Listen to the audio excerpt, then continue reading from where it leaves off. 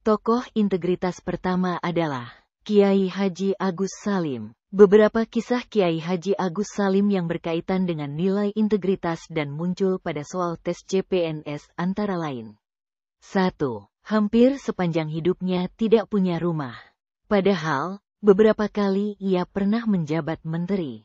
Kiai Haji Agus Salim dan keluarganya tinggal dari satu kontrakan ke kontrakan lainnya. Rumah kontrakannya pun tidak mewah.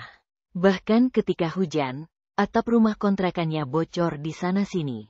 Kisah kedua, Kiai Haji Agus Salim pernah menghadiri pertemuan diplomat dari berbagai negara. Dari seluruh diplomat yang hadir, Kiai Haji Agus Salim mudah sekali dibedakan, terutama dari pakaian yang ia kenakan. Diplomat lain tentu memakai jas yang mewah dan mentereng. Sementara beliau hanya mengenakan jas sederhana, itu pun sudah ditambal dengan beberapa jahitan. Kisah ketiga, Kiai Haji Agus Salim terkenal sangat teguh memegang prinsip Lijden is Lijden. Pepatah Belanda yang artinya memimpin itu menderita. Ingat kata kuncinya, tinggal di kontrakan, jas yang ditambal jahitan, dan Lijden is Lijden.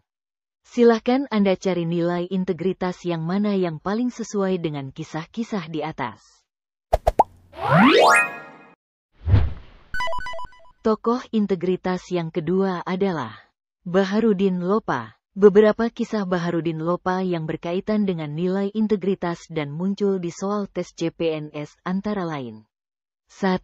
Baharudin Lopa adalah penegak hukum yang berani melawan koruptor kelas kakap.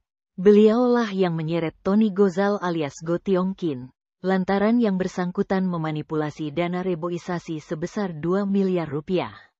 Tak pandang bulu saat menegakkan hukum. Bahkan, hanya Lopa satu-satunya penegak hukum yang pernah berani mengusut keterlibatan korupsi Soeharto di masa menjabat Presiden RI. Kisah kedua, suatu saat, sepulang kunjungan ke daerah, Baharudin Lopa kaget melihat jarum bensin mobilnya menunjukkan penuh. Ia heran karena merasa belum mengisi bensin. Ia lantas bertanya pada sopir, siapa yang mengisi bensin mobilnya? Ternyata yang mengisi bensin adalah jaksa di daerah yang tadi ia kunjungi. Seketika itu pula, Baharudin Lopa meminta sopirnya memutar balik arah mobil. Ia kembali ke tempat kunjungan. Lalu apa yang dia lakukan? Ia menemui jaksa yang memberi bensin, dan memintanya menyedot kembali bensin tersebut. Kisah ketiga, satu saat Baharudin Lopa diundang kerabatnya untuk menjadi saksi pernikahan. Pihak keluarga yang menggelar pernikahan sempat dibuat resah, karena Baharudin Lopa tak kunjung datang. Mereka terus melihat ke arah jalan, menanti kedatangan mobil sang pejabat negara. Tiba-tiba terdengar suara Baharudin Lopa mengucap salam. Semua terkejut karena beliau datang bersama istrinya tanpa terlihat menggunakan mobil pejabat. Ternyata, Baharudin Lopa dan istrinya datang dengan menaiki angkutan umum. Kata Baharudin Lopa, hari ini adalah hari libur, hari Minggu, dan kedatangan saya ke sini bukan sebagai pejabat negara. Karena itu saya tidak boleh menggunakan mobil tersebut. Kisah keempat, Baharudin Lopa pernah mengusut tuntas korupsi pengadaan yang nilainya 2 juta rupiah. Padahal pelakunya adalah sahabatnya sendiri, yang ketika itu menjabat Kepala Kanwil Agama Sulawesi Selatan, KH Badawi. Saat menegakkan hukum, benar-benar tak pandang bulu. Kisah kelima, suatu ketika, Baharudin Lopa mendapat hadiah uang sebar 100.000 dari Edi Sabara, yang kala itu menjabat Gubernur Sulawesi Tenggara. Pada tahun 1970-an, nilai uang tersebut terbilang sangat besar. Namun, Baharudin Lopa tak tergiur. Ia tak mengambil uang itu, dan menyuruh ajudannya untuk menyerahkannya ke panti jompo di Lepo-Lepo, Kendari. Ia pun menegur si gubernur. Menurut Lopa, jangan suka memberi hadiah kepadanya, karena dia sudah diberi gaji oleh negara. Hadiah itu hanya untuk orang susah. Demikian 5 kisah integritas Baharudin Lopa. Silahkan dicatat kata kuncinya, lalu dicari nilai integritas yang mana yang paling sesuai dengan kisah-kisah di tadi.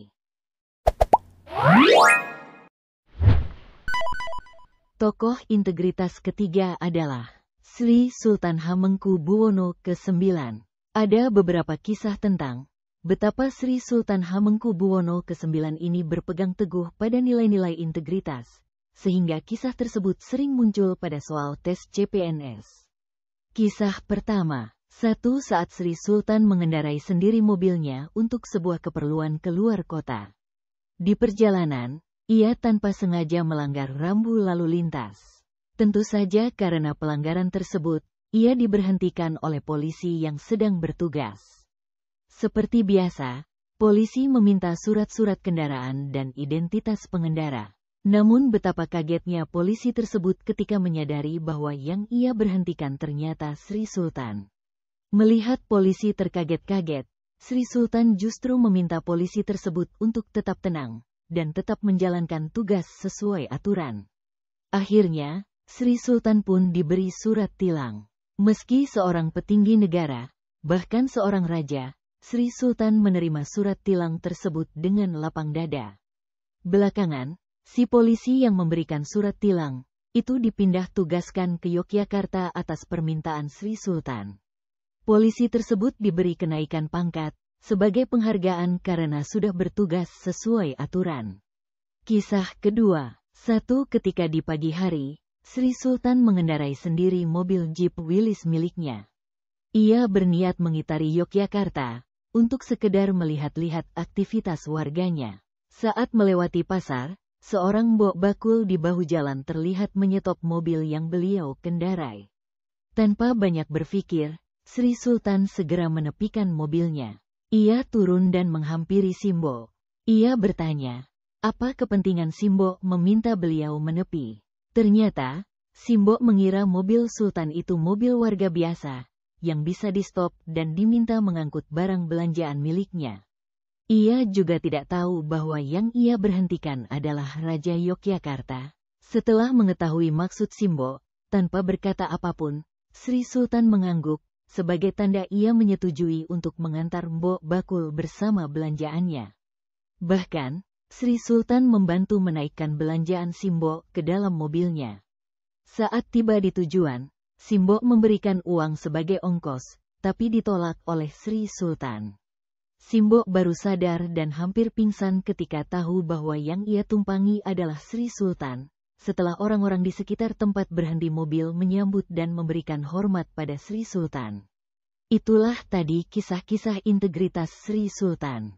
Silahkan dipelajari dan dicari, nilai integritas yang mana yang paling sesuai dengan setiap kisah.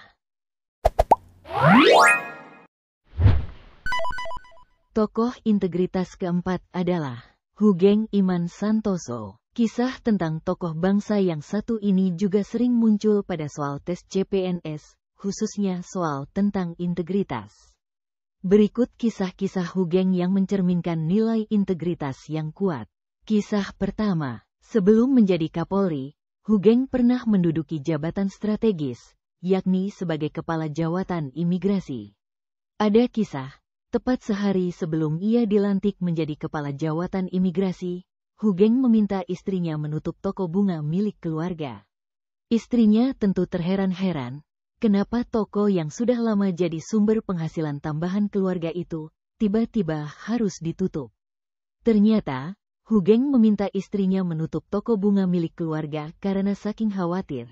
Kelak setelah ia jadi kepala jawatan, orang jadi banyak yang memesan bunga ke toko yang dikelola istrinya. Kisah kedua, Hoegeng kaget ketika dirinya diangkat menjadi Direktorat Reserse dan Kriminal Mabes Polri. Ia dan keluarga pun segera berkemas, karena harus pindah ke rumah dinas. Namun lagi-lagi Hoegeng dibuat kaget ketika ia memasuki rumah dinas yang di dalamnya dipenuhi banyak barang mewah. Ia tidak bisa menerima kemewahan itu, yang menurutnya bukan hak dia. Singkat cerita, semua barang-barang mewah yang ada di dalam rumah dinas tersebut ia keluarkan. Barang-barang mewah itu dijejerkan di tepi jalan di depan rumah dinas. Ia meminta semua barang tersebut dikembalikan kepada si pengirim. Setelah tidak ada barang mewah yang tidak ada kaitannya dengan kebutuhan dinas, Hoegeng dan keluarganya baru mau menempati rumah dinas tersebut. Demikian kisah integritas seorang Hugeng. Kira-kira, nilai integritas yang mana yang ditunjukkan Hugeng dalam setiap kisahnya? Silahkan Anda pelajari.